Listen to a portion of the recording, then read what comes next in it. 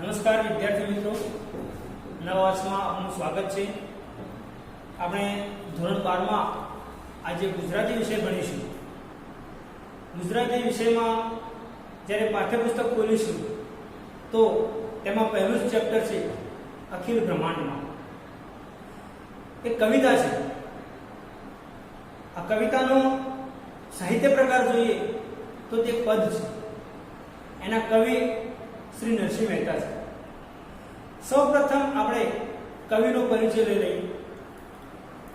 નરસિંહ મહેતા ભાવનગર જિલ્લાના તળાજા ગામમાં જન્મ્યા હતા। એ એમની જન્મભૂમિ હતી। એમનું જીવન જૂનાગઢમાં વીત્યું।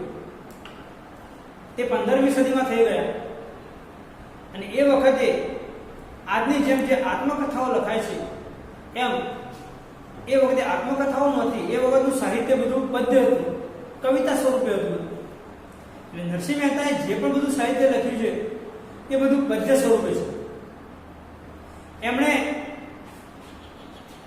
જે સાહિત્ય રચ્યું છે પદ તરીકે ઓળખાય છે। આ પદ બધા આપણા ગુજરાતી સાહિત્યમાં પ્રભાતિયા તરીકે ઓળખાય છે। આ પ્રભાતિયા આપણા ગુજરાતીમાં લોક સાહિત્યમાં લોકમુખે ગવાતા હોય છે। તમે અવારનવાર એમના પદ સાંભળ્યા હશે। નરસિંહ મહેતાએ બે પ્રકારનું સાહિત્ય રચ્યું છે। એક આત્મચરિત્રાત્મક અને બીજું ભક્તિ સાહિત્ય। આત્મચરિત્રાત્મક એટલે એમને પોતાના જીવન ઉપર જે પોતાના જીવનની જે કથાઓ હતી એમને પદ્ય સ્વરૂપે રજૂ કરી। એમાં કુંવરબાનું મામેરું, શામળશાનો વિવાહ, હાર, નરસિંહ મહેતાની હુંડી, આ બધા એમના મુખ્ય અને અગ્રગણ્ય ગણી શકાય એવા એમના પદો છે। બીજા જે પ્રકારનું સાહિત્ય રહ્યું તે ભક્તિ। એમાં જ્ઞાન, વૈરાગ્ય અને ભક્તિના એમને પદો રચ્યા છે। ભક્તિ સ્વરૂપમાં એમને મોટે ભાગે કૃષ્ણ ભક્તિ પર બધા પદો રચ્યા છે। આ પદોમાં તમે ઘણા બધા એના પદો સાંભળ્યા હશે, જેમ કે જળ કમળ છાંડી જાને વાળા, જાગ અને જાદવા, ઘોડી રે બળવાડન, પછી જાગો ને જશોદાના છાયા, આવા તેમના અનેક પદો છે। એમણે આ જે પદો રચ્યા છે એ બધા ઝૂલણા છંદમાં રચાયેલા છે અને એવું કહેવાય છે કે આ ઝૂલણા છંદ એ નરસિંહ મહેતાની શોધ છે। એમના પદોને સાંભળીએ ત્યારે આપણા મનને એક પ્રકારની એવી શાંતિ મળતી હોય છે। સરસ મજાનો આપણને એક સંદેશ મળી જાય એમાંથી। હવે આપણે તમને જ્યારે પરીક્ષા વખતે પ્રશ્નોત્તરી થશે એ વખતે કદાચ માની લો કે પ્રશ્નોત્તરી થાય તો એની અંદર હું તમને કેટલાક મુખ્ય પોઈન્ટ કહું તો નરસિંહ મહેતાએ જે સાહિત્ય રચ્યું છે એ પદ છે। એમના પદો પ્રભાતિયા તરીકે ઓળખાય છે। એમને ઝૂલણા છંદમાં આ બધું સાહિત્ય રચ્યું છે। એમનું સાહિત્ય બે પ્રકારનું છે, આત્મચરિત્રાત્મક અને ભક્તિ સાહિત્ય। હવે આ કવિના જે પ્રશ્નો હતા એ કવિના પ્રશ્નો થયા। નરસિંહ મહેતાનું જીવન આખું બહુ ભક્તિમાં જ રચેલું છે। એવું કહેવાય છે કે નરસિંહ મહેતાની ભક્તિ એટલી પ્રબળ હતી કે ભગવાન શ્રી કૃષ્ણ ખુદ એમના કામો કરવા માટે આવતા અને એમના અવારનવાર તમે કિસ્સાઓ પણ સાંભળ્યા છે કે નરસિંહ મહેતાનો જ્યારે એમની દીકરી કુંવરબાઈને ત્યાં મામેરું લઈને જવાનું હતું, આ તો ભક્તિમાં લીન હતા, એમનું કોઈ હતું નહીં, એમની પાસે કંઈ હતું નહીં, તે એવું કહેવાય છે કે શામળશા સ્વરૂપે ભગવાન શ્રી કૃષ્ણ આવીને એમનું મામેરું ભરી ગયા। ભાવનગર જુનાગઢના રાજાએ જ્યારે એમની વાત સાંભળી કે આવો મોટો કોઈ ભક્ત છે ત્યારે એને મનાવી નહીં કે આ તો બધો પાખંડ કરે છે, નામ છે, તેમ જરા વિરોધી બધું કહ્યું। ત્યારે એમને જેલમાં પૂરી દેવામાં આવ્યા અને એ વખતે પેલા રાજાએ કહ્યું જો તારો ભગવાન સાચો હોય તો તને અહીંયા રૂબરૂ હાર પહેરાવશે, તો ભગવાને એને હાર પહેરાવ્યો। આ બધા તમને બહુ જાણીતા કિસ્સાઓ છે। એ કૃષ્ણ ભક્તિમાં એટલા લીન હતા કે કૃષ્ણએ એમને જાતે વૈકુંઠની અંદર એમને રાસલીલા બતાવી હતી અને એમનો તો પેલો પ્રસંગ પણ જોયો છે કે પેલી મશાલ લઈને ઉભા હોય છે, એમનો આખો અડધો હાથ બળી જાય છે, ત્યાં સુધી એમને ખબર નથી હોતી। એટલા બધા કૃષ્ણ ભક્તિમાં એ ડૂબેલા હોય છે। આ બધી એમની કૃષ્ણ ભક્તિ હતી।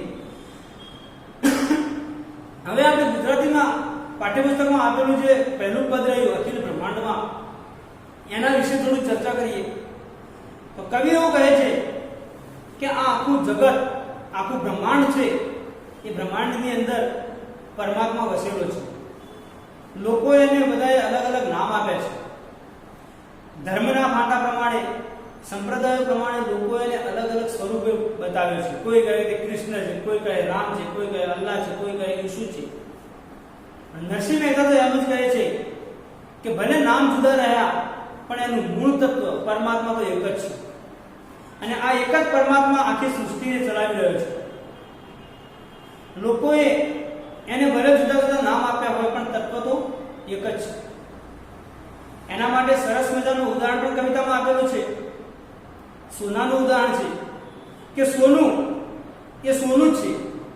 લોકો એમાંથી અલગ અલગ દાગીના અલંકારો બનાવીને પહેરે છે અને અલગ અલગ નામ આપે છે.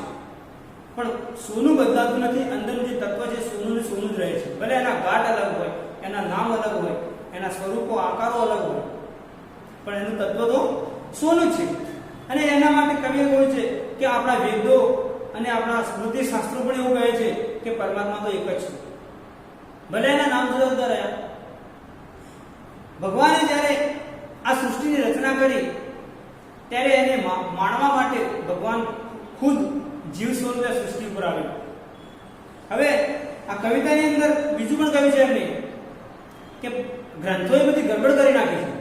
અલગ અલગ ધર્મમાંથી ઊભા થતા જે નવા સાધુ સંતો પુરુષો કોઈ આવે એ અલગ અલગ વાતો કરે, અલગ અલગ વિચારો રજૂ કરે અને લોકોના મનની અંદર ભ્રમણા ઊભી કરે. કોઈ આવે કે ના ભગવાન આવા ના હોય, ભગવાન આવા હોય, આપણે એને એમ માની લીધા. બીજો કોઈ આવે ના ના ભગવાન એવા ના હોય, બીજા હોય, આ સ્વરૂપે હોય.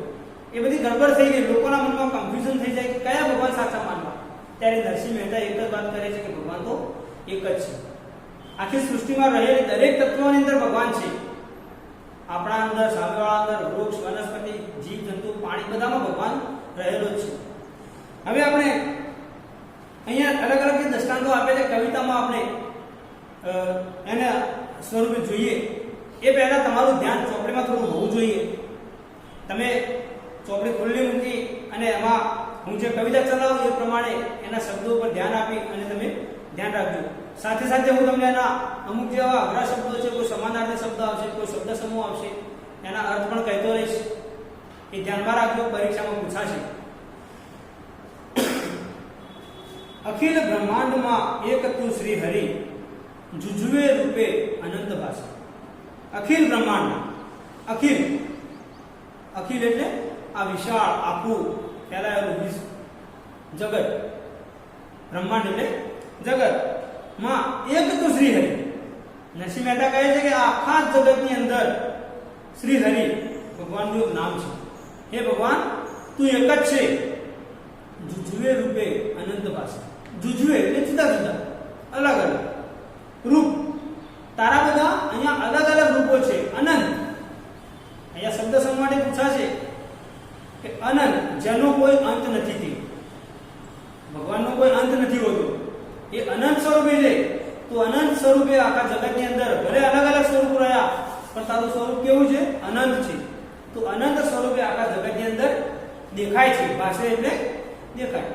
આ કવિતાની અંદર થોડા મધ્ય ગુજરાતીના શબ્દો આવશે, એને સમજવા પડશે. થોડા તળપદા પણ શબ્દો છે. અહીંયા ભાષા એટલે દેખાય. અખિલ બ્રહ્માંડમાં એક તું શ્રી હરિ, જુજુવે રૂપે અનંત ભાષા. આ આખા જગતની અંદર હે ભગવાન તું એક જ છે. તારા નામ ભલે જુદા જુદા હોય પણ તું અનંત સ્વરૂપે દેખાય છે. દેહમાં દેવ છું. હવે આપણે જાણીએ છીએ કે આ પૃથ્વી પર આ જગતની અંદર 5 તત્વોનું બનેલું છે બધું. આપણે કહીએ છીએ કે આપણો દેહ 5 તત્વોમાંથી બનેલો છે. કયા કયા 5 તત્વ છે એ જોઈએ તો આકાશ, પૃથ્વી, પવન, પાણી અને આ હવા. પવન, હવા આવી ગઈ. આપણો દેહ, તેજ, અજવાળો. આ 5 તત્વોમાં તો દેહમાં દેવ છે. આપણે બધા કહીએ છીએ કે આપણામાં રામ વસેલો છે, આપણામાં ભગવાન વસેલો છે. જે પરમાત્મા સ્વરૂપે આપણા અંદર જે જીવ રહેલો છે, આત્મા, એક દેવ સ્વરૂપે છે. આપણા દેહની અંદર ભગવાન વસેલો છે, દેવ સ્વરૂપે વસેલો છે. આપણે એકબીજાને કહેતા સાંભળ્યા છે કે તારામાં ભગવાન બેઠેલો છે, તું વિચાર કર, આમ કર. આપણે બધું સાંભળીએ છીએ. એ આપણામાં એક દેવ આપણામાં આપણા દેહમાં બેઠેલો છે. દેહ એટલે શરીર, કાયા, તન. તત્વમાં તેજ, જે આપણા પાંચ તત્વો ગયા એમાં તેજ સ્વરૂપે રહેલો છે. આપણા જે પાંચે પાંચ તત્વો જે તમે જુઓ તેજોમય છે, તો એ તેજ શાનું છે? પરમાત્માનું તેજ છે. તત્વમાં તેજ છે. શૂન્યમાં શબ્દ થઈ વેદવ્યાસ. શૂન્ય જે આપણું પૃથ્વીનું વાતાવરણ છે એનાથી બહાર જઈ ત્યારે શૂન્યાવકાશ આવે છે. ત્યાં કશું નથી હોતું, ખાલી ગમ છે. પણ એવું કહેવાય છે કે એ શૂન્યાવકાશની અંદર પણ ભગવાન તું શબ્દ સ્વરૂપે રહેલો છે. વેદોનો વાસ ત્યાં રહેલો છે. વેદ વાસે આ વેદો બધું વેદોમાં તું વસેલો છે. હવે આખી પંક્તિ ફરી જોઈએ આપણે.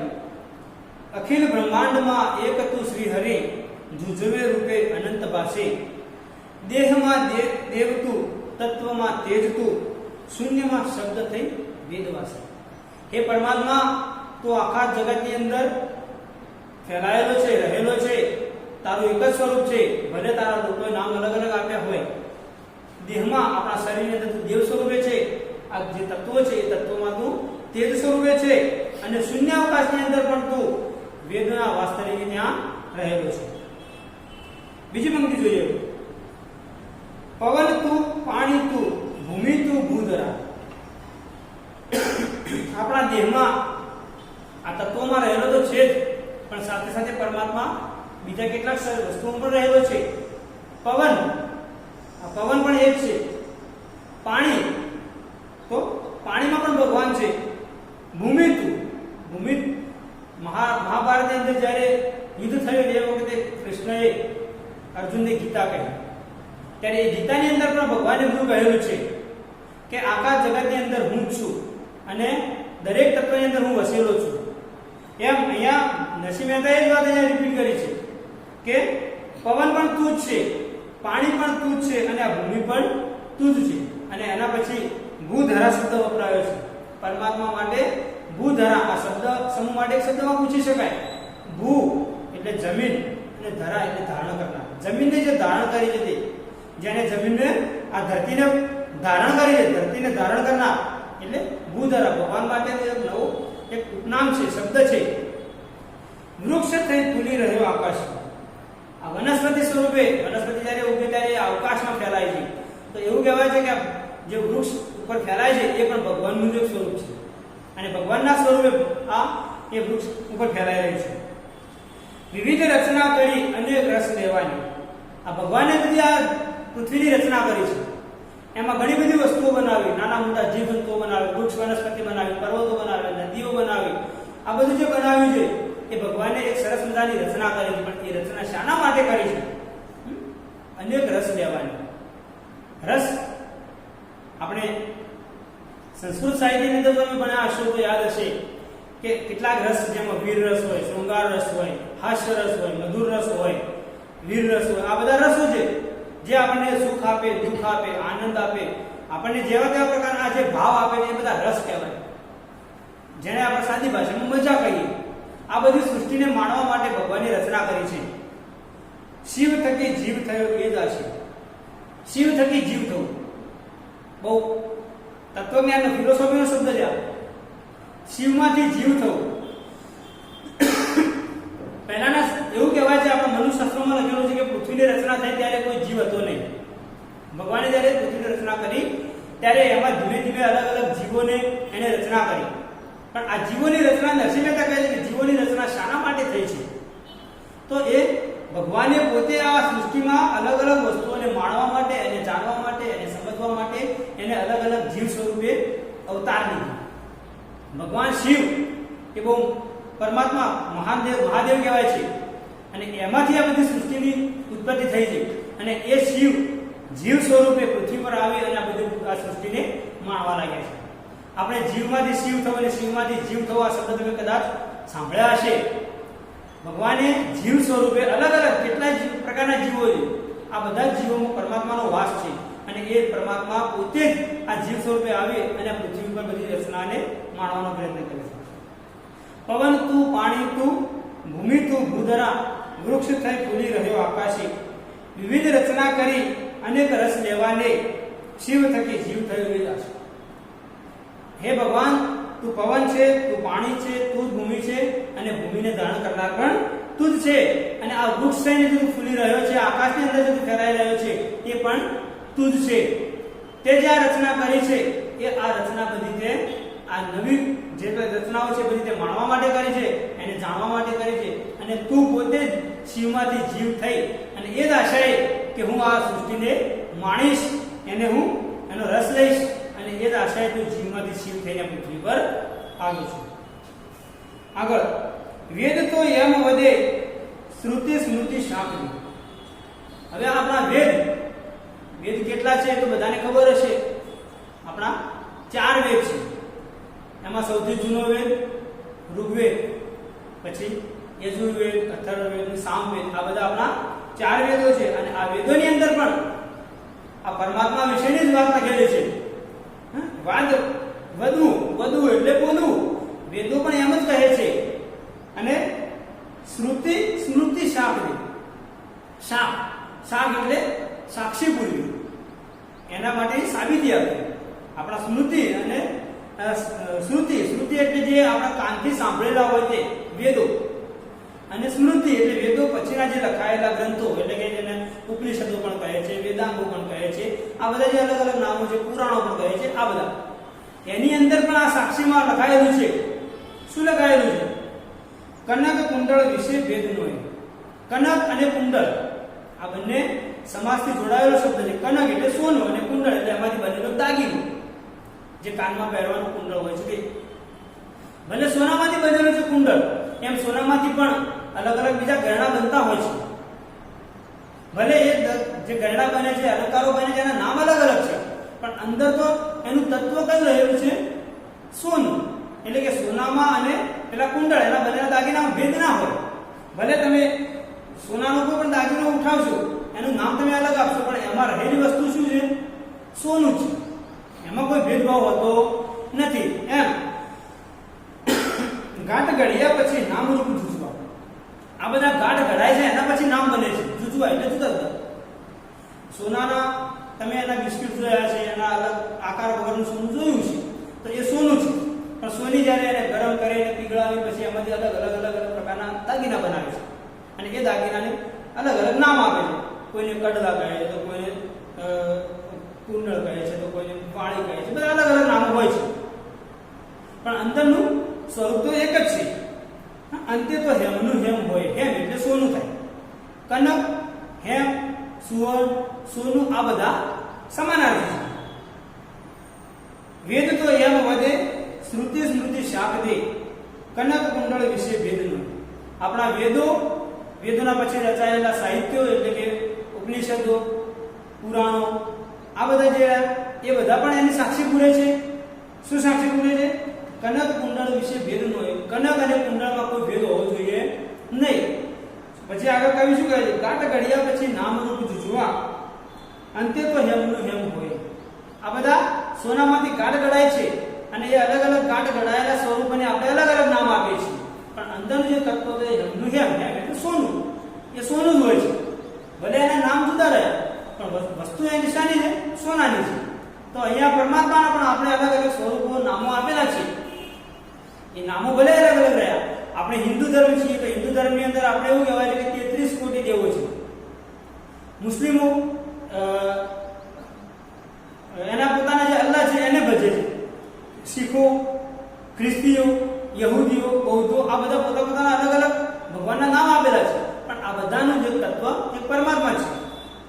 એટલે કહે છે કે ગાંઠ ઘડ્યા પછી નામરૂપ જુજવા. આ બધાના ગાંઠ ઘડાય છે.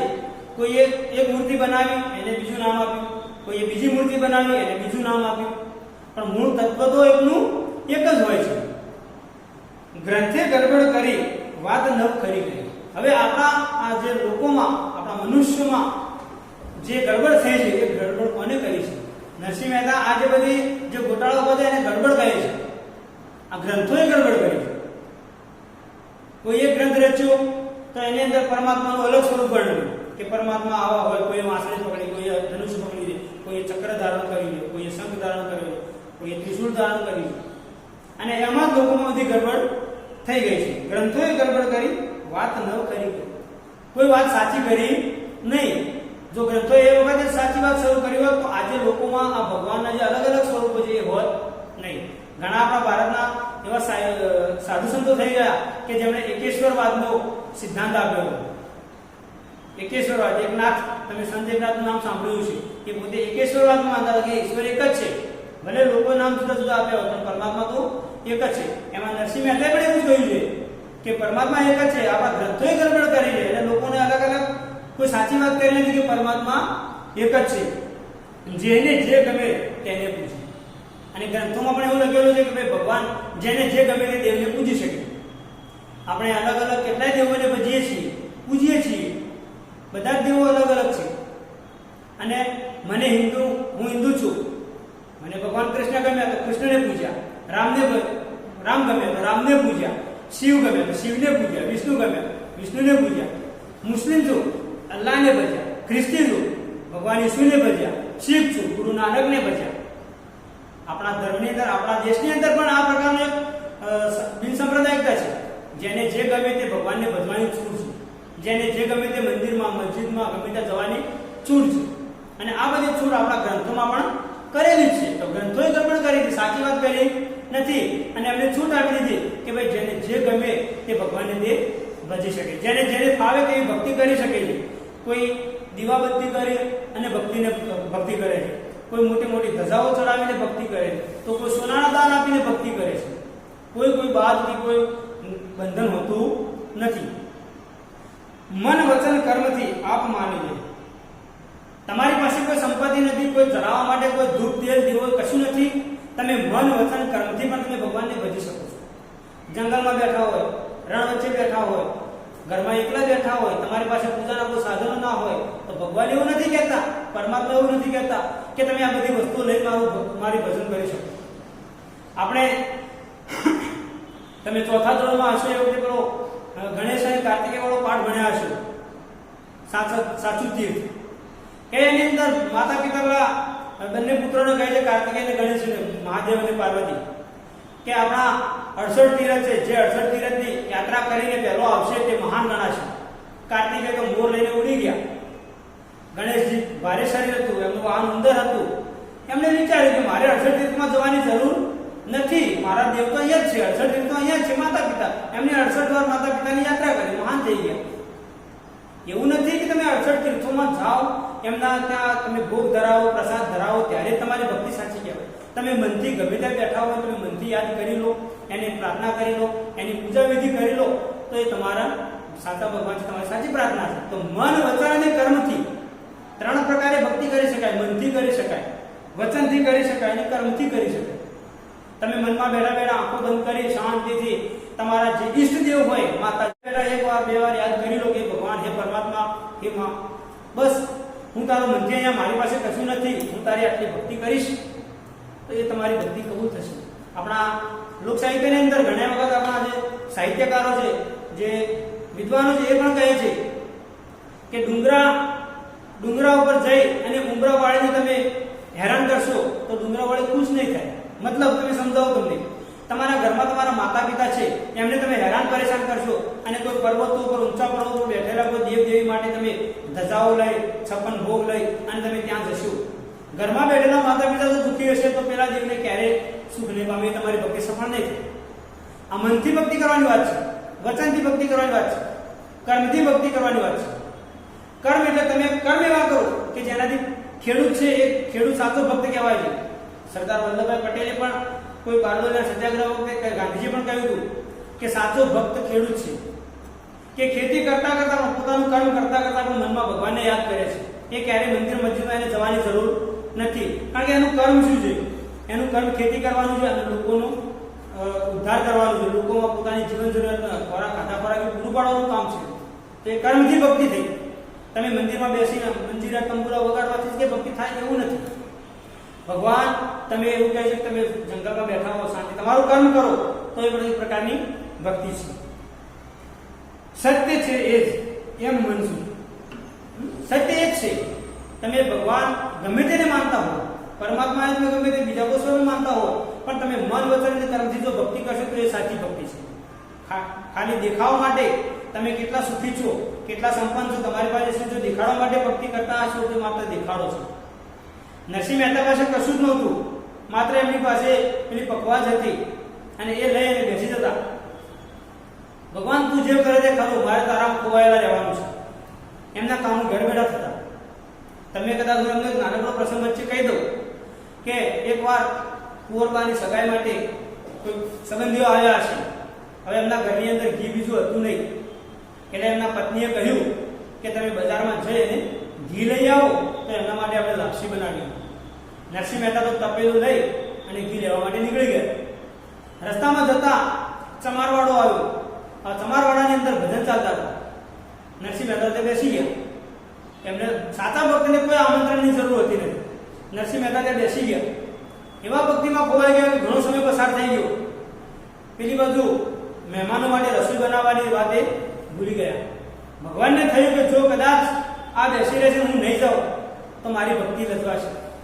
ભગવાન પોતે નરસિંહ મહેતાનું રૂપ લઈ અને બજારમાંથી ઘી લઈ ઘરે આવી ગયા. આ બાજુ ભજન પૂરા થઈ ગયા.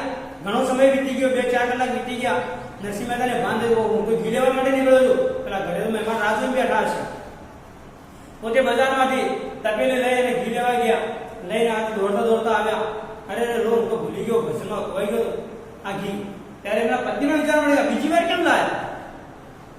કે કેમ બીજી વાર? તો તમે તો આપીને જતા રહ્યા હતા, મારે ભજનમાં જવું છે એમ કરે.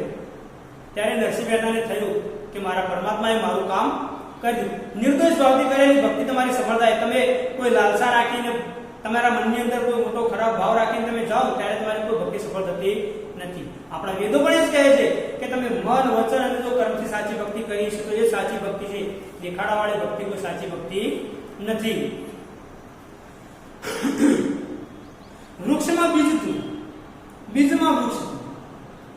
આ પરોક્ષ ભાવ છે. અહીંયા કવિએ એકબીજાના પૂરકની વાત કરી છે.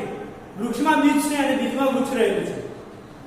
જો બીજ હોય તો વૃક્ષ હોય, વૃક્ષ હોય તો બીજ હોય. હવે પહેલું શું હતું એ તો બધી જૂની વાતો છે. ઘણા લોકો આપણને પ્રશ્ન કરશે, ઘણા મૂર્ખાઈ પ્રશ્નો કરે છે કે સાહેબ પહેલા ઈંડું કે પહેલા મરઘી? આવા પ્રશ્નો આવે આપણને. તો પહેલા ઈંડું ગણીએ તો મુરગી વગર ઈંડું ક્યાંથી આવે? મુરગી ગણીએ તો ઈંડા વગર મુરગી ક્યાંથી આવે? આ એ છે. વૃક્ષ અને બીજ એકબીજાના પૂરકમાં છે. આખી સૃષ્ટિની ઉત્પત્તિ તો ભગવાને કરેલી છે અને એમાંથી બીજ થયું. એ બીજમાંથી અલગ અલગ બીજા ઘણા વૃક્ષો ઉગે. એકબીજાના પૂરક છે. જોડી પટાંતરો એ જ પાસે. પટાંતરો પાસે, પટાંતરો એટલે બહુ અંતરપાઠ. આપણા મનની અંદર જે પડદાઓ છે, આપણે જે અંદર જે ધર્મના જે ભક્તિના જે પડદાઓ છે એની અંદર આ બધા પડદા પડેલા છે. ઘણા ધર્મ ધુરંધરો પણ આવી વાતો કરતા હોય છે કે આ પહેલા હતું કે આ પહેલા હતું. આ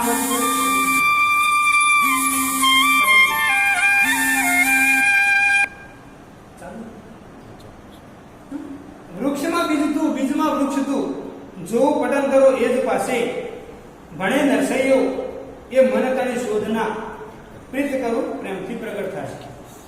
હવે વૃક્ષમાં બીજ છે કે બીજમાં વૃક્ષ છે એ આપણે કઈ જોવાની જરૂર નથી. બંને એકબીજાના પૂરક છે. વૃક્ષ છે તો બીજ છે અને બીજ છે તો વૃક્ષ છે. પટંતરો આ બધા આપણા અંતરપટની અંદર બધું પડેલું છે, એને કઈ શોધવાની જરૂર નથી. પણ બંને એકબીજાના પૂરક છે એ સાચી વાત છે. ભણે નરસૈયો. હવે કોઈ પણ સાહિત્યની અંદર જે મધ્યકાલીન સાહિત્ય હતું એની અંદર લેખક કવિ પોતાના નામને જોડી દેતા. એમાં ભણે એટલે કહે આ નરસૈયો શું કહે છે? એ મન તણી શોધના, આપણા મનની શોધ છે.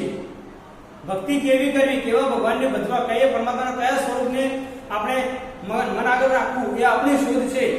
પ્રીત કરવું પ્રેમથી પ્રગટ થશે. અને બસ એક જ આપણે પ્રેમ કરો, એકબીજાને ચાહો તો સામેથી આપણને પ્રેમ મળશે અને પ્રેમથી ભગવાન પ્રગટ થશે. ભગવાન પ્રત્યે તમે જો પ્રેમ રાખશો તો એ પ્રેમ તમારો પ્રગટ થશે. એટલે આપણે આજે આટલા સુધી કવિતા સીમિત રાખીએ. થોડાક શબ્દો બીજું આપણે આવતા નેક્સ્ટ પીરિયડમાં લઈશું.